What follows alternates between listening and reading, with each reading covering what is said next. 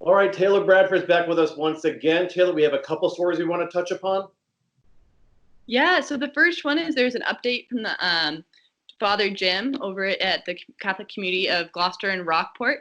He had kind of noted last week that he had been in conversation with the Archdiocese of Boston. And the Archdiocese of Boston has not only been in constant communication with all the different parishes across the area, but it also is creating a couple of initiatives to assist parishes kind of during these difficult times. So the first one that he listed is a 1-month deferral of all dental and health insurance premiums for all lay employees who are participating in these different types of programs. The second is a 1-month waiver of all property insurance premiums for their churches and parish buildings, as not only are the people working, but also the church's maintenance needs to kind of be updated or taken care of, especially as they're having to either do layoffs, furloughs, or kind of huge cuts to their staffing and custodial staff.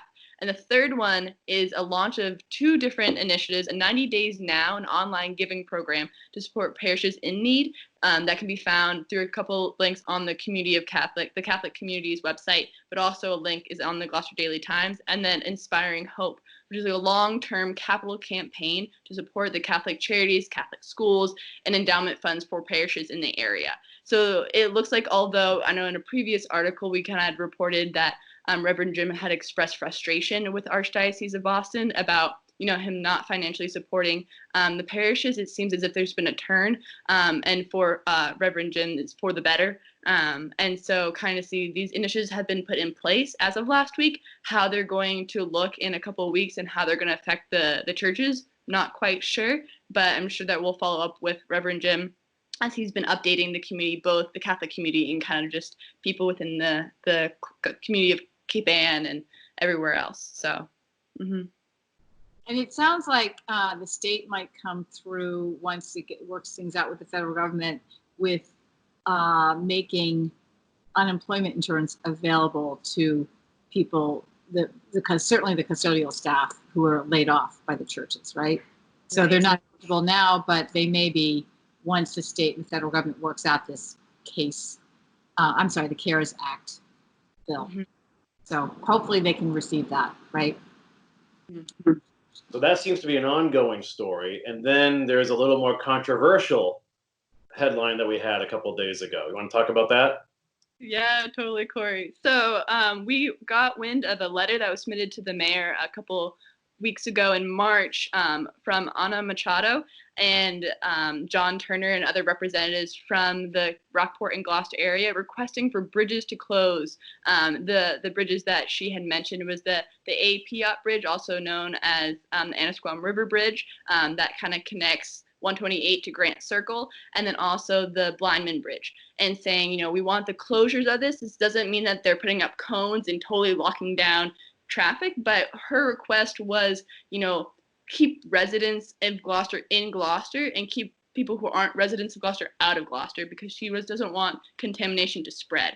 And she had a couple of different stipulations within that request, kind of talking about how she wanted personnel to be screening people who were coming in and out, that those who weren't from the city but worked in the city get special documentation from their employees saying that they are allowed in the city, stuff like that. So she had sent this letter. We had done some follow-up work to kind of touch base with her and see if there's anybody else who'd be able to speak kind of on that perspective and able to hear a little bit.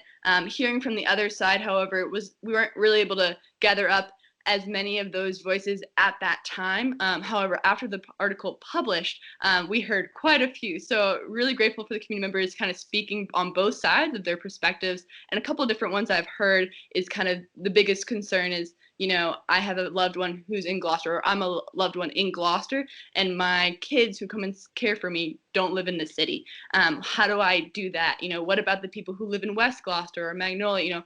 The people who, what is defined Gloucester, what is defined Rockport? And so it seems as if right now there's really a community conversation. And, we tried to reach out to the mayor and representatives from the mayor's office. But at this point in time, it seems that they're pretty busy and weren't able to respond in that response. But it definitely is an ongoing conversation. And just for readers to know, and as they read the article, that you can definitely tell that there are multiple different perspectives in that article and in that story, and just note that that is a couple different people's perspectives that we were able to get. That is not, they're not closing the bridges. It was, people are starting to have this conversation because this conversation isn't just here on this Cape. Cape Cod also had a similar discussion where they wanted to close 2 of their main bridges to and from the Cape for similar reasons, because Cape Cod and Cape Ann are tourist destinations. People come here, and it's because of COVID-19, people are saying, oh, I can work from home, I'll work from the Cape, I'll work from Cape Ann and Cape Cod, and that's concerning residents of those areas.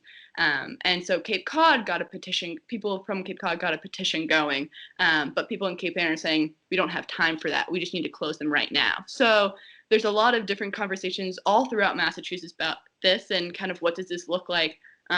What's the next step? I do not know, and we'll continue to talk to community members, but it's definitely an interesting one for sure, and makes whenever I drive over the bridges grateful that I still have the chance to get to and from Gloucester. So yeah, that could be an interesting follow-up story. that starts to catch fire. Yeah. Yeah. This week, Taylor. Yeah, so this week's actually a pretty big week, really looking at schools. That's an ongoing conversation everywhere, especially in Gloucester. We have superintendent searches still going on. I know there's been a couple delays here and there. They're looking for the screening search committee members as of now, and the deadline for those applications are Tuesday, April 7th at 12 p.m. And from there, they're kind of make their recommendations to the full committee.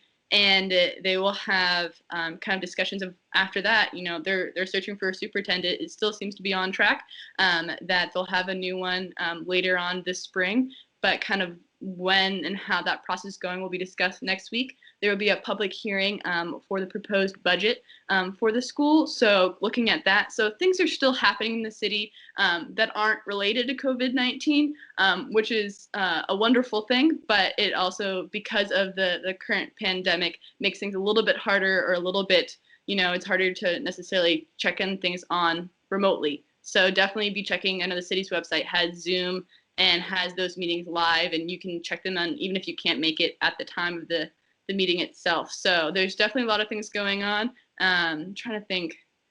I mean, I promise you I'll get into the office tomorrow and something will pop up. So things are always happening here in Cape Ann, which is awesome. But yeah, as of right now, big things happening in the school committee, and we'll see what happens as we go to those meetings on Tuesday and Wednesday. So.